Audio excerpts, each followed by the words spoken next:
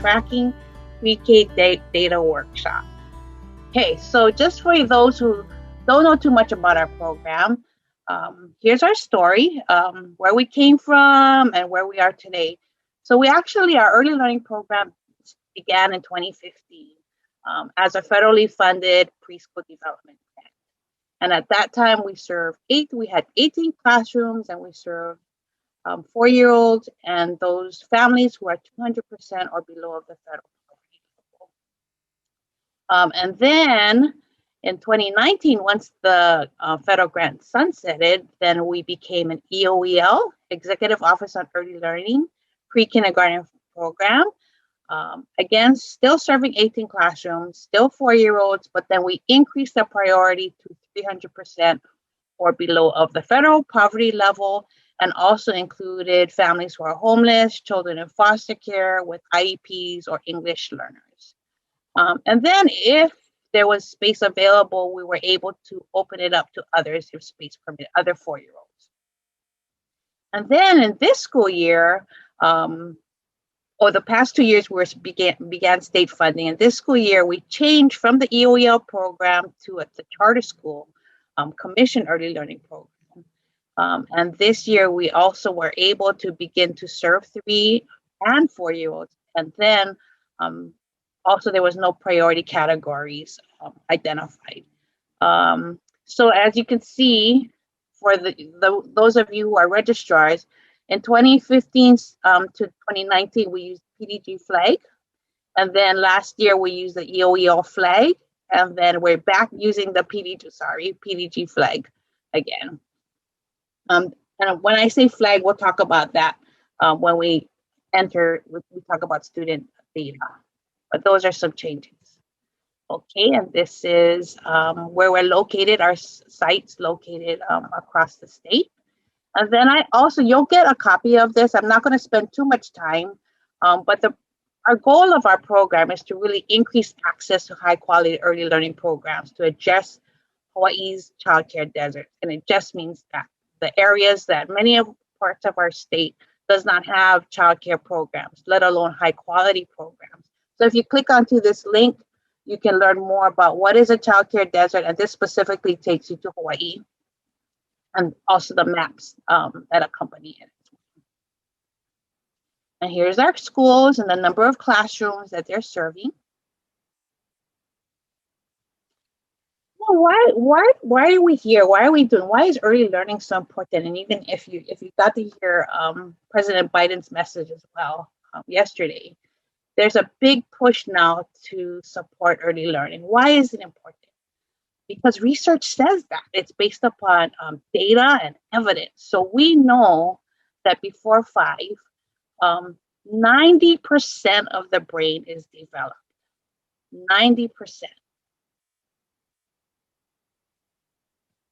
We also know, research also tells us that, so this axis is age, and then in this axis, the turquoise bar shows us the brain's ability to change. So as you can see, before age 5, the brain's ability to change is quite high. And then as we get older, what happens?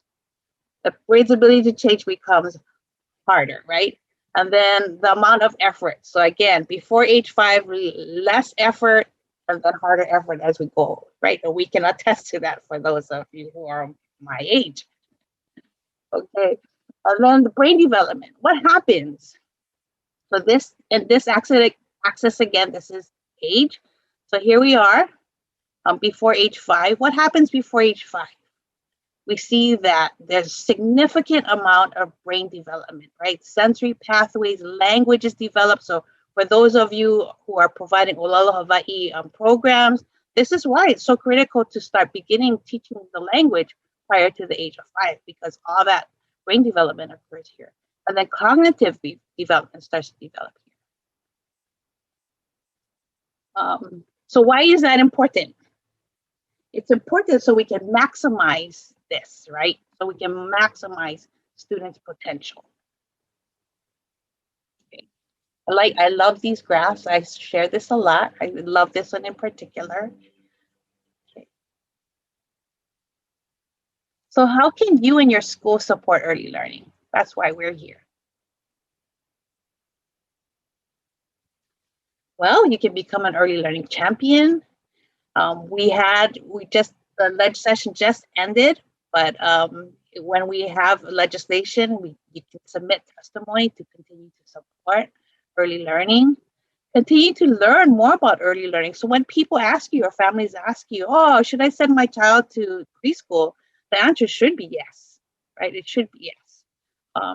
And then also your role as school support is to maintain accurate preschool enrollment information in Infinite Campus, and that's why we're here.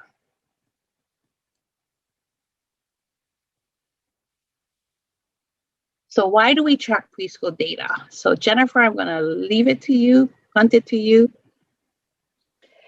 So a picture speaks 1,000 words, right? This is a personal favorite, but why track preschool data? We're looking at it right here to these kiddos. So we have an opportunity when students enroll to collect information from parents and then enter that into the student information system, Infinite Campus, that will help us to identify the students who've participated in preschool and more specifically, the charter school preschool programs. And by flagging these students, what we're able to do is follow their progress and share this information out. So not just for you folks who are working with these kids while they are in your schools, but it could be for you folks after they've gone on to other schools, for families, legislators, funders, for all of us to see how these kiddos are doing after they exit K-12 and they go on and do post-secondary and workforce. Next slide. So some of these key factors that contribute to lifelong success that we're able to track are high school graduation, college entry.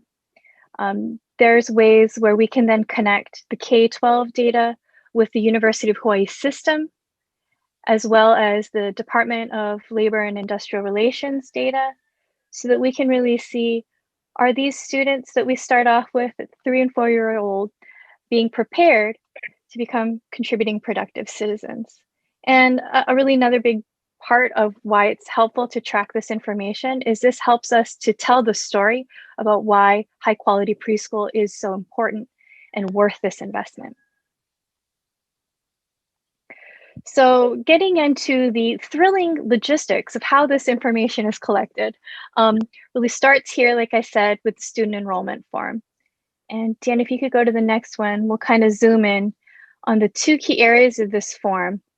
One is preschool experience, which is looking at how many months they've been in preschool, and then if they've been in a public preschool program, that's those second section there. And then the other section is prior school attended. And so for those students who are enrolling as kindergartners, that's where we'd have another opportunity to get information about their preschool experience. So right now in Infinite Campus, for those of you who are Infinite Campus schools, there are fields that directly correspond to the preschool experience fields in that enrollment form. So Dan, if you can just keep clicking, we'll see some arrows here. So the number of months, as well as, if applicable, the public preschool program. And the one that we're, of course, really interested in is the charter school program, which right now is using that code of PDG. One more D, yeah, perfect, thanks. So how can preschool data be used? Dan, yeah, there we go, perfect. Disaggregating data for students in K-12. So one of the things that you can do in Infinite Campus is to not just track or filter for the students who are currently in pre-K, but you can save that filter and then you can apply it to any of the reports in Infinite Campus. So any of the information that you have in there about students in K-12, you can disaggregate to see just those students who were in pre-K and even just those students who were in charter school pre-K compared to all the others. And another usage is to be able to do longitudinal analysis. And that's what I mentioned before about connecting the information about these students when they're in K-12 to data systems at the university that contain information from the UH system and from state workforce.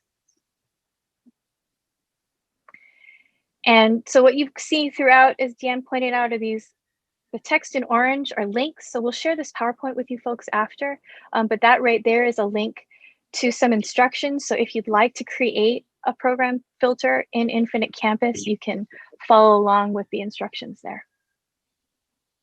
Sorry. And did I pull it? Do you want me to show them? No, So no it'll need. pull up this, but I'll just, yeah. So it's available to you, the detailed directions. Oops. And we just wanted to flag some recent information that's come out from the Department of Education. We're talking about how preschool data can be used and being able to identify which students were in public pre-K and charter school pre-K, and then having that flag stay with them as they progress up through graduation. That's something that we need all of your help with, because anytime a student who was in public pre-K transfers to another school, then there's the opportunity for that flag to be lost. So just wanted to bring to your attention a memo that came out in March. And the key bit is that when you get a student coming in, if they've got that preschool flag on them already, we know there's been some confusion. They aren't in preschool anymore, so that does mean they're not currently enrolled in the program. But the purpose of that flag is actually to let us know if they were ever a part of that program. And that way we can continue to track those kiddos as they move on. Yeah.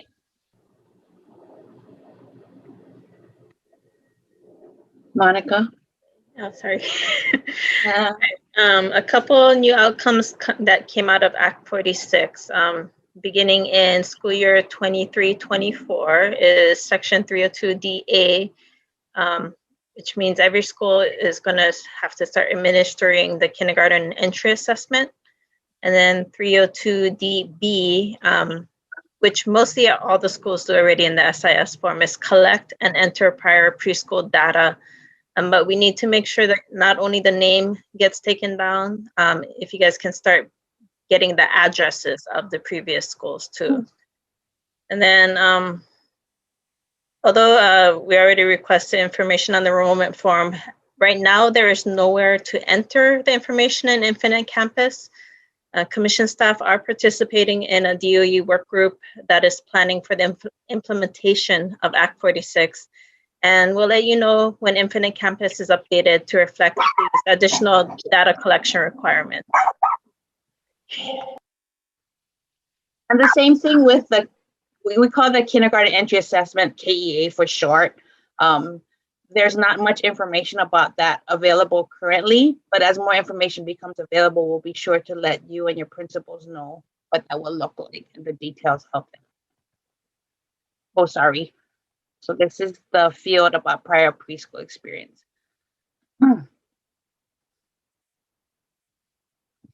Okay, so what some of the outcomes of, in addition to what we've already mentioned, some of the outcomes of Act 46 also creates this early education to workforce, as Jennifer mentioned, longitudinal data system across the state departments and offices.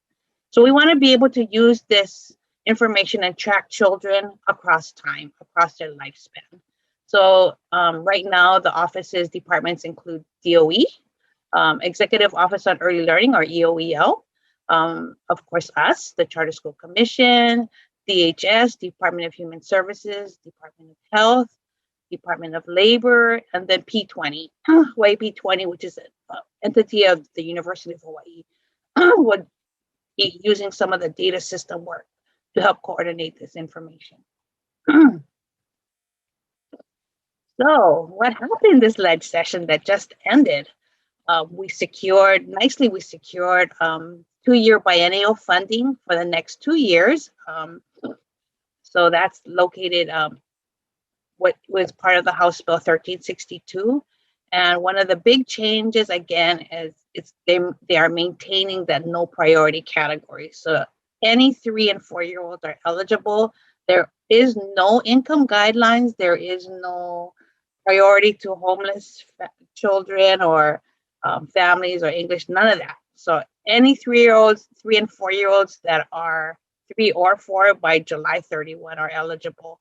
We don't even, legislature has not prioritized 4-year-olds over 3-year-olds. So it's really any 3 or 4-year-olds, as long as they're 3 or 4 by July 31. And then if we had a few 3-year-olds this past year, so those children will be automatically entering in without having to submit an application. They don't need to reapply. Okay. Alrighty.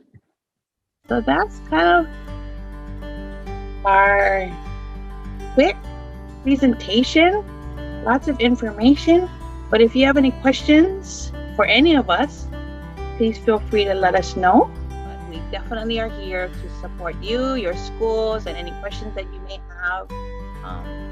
Anybody else? Thank you for joining us today. I'm so glad to see that we had a really good turnout.